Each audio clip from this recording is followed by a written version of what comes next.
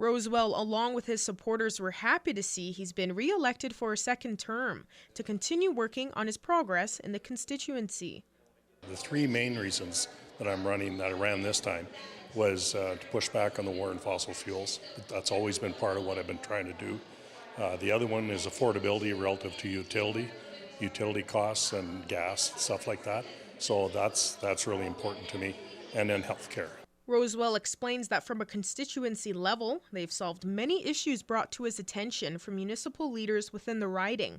After a province-wide health tour with former Health Minister Jason Copping, Rowswell discovered areas he'd like to help with in his second term. He's really kept me involved in all of it, and there's lots of issues that have to get fixed there.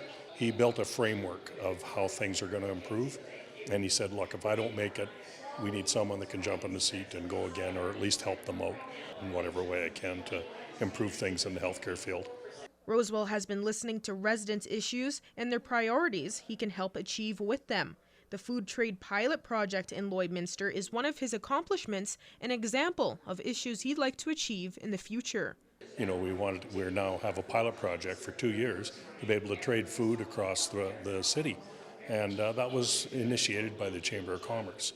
So they did that. My job was to try to motivate our government to participate in that. And once they did, it took 2 years to get the regulations in place to change everything around. But that was initiated by the Chamber of Commerce. So that's the way it seems to work best for me, and I want to continue that for sure.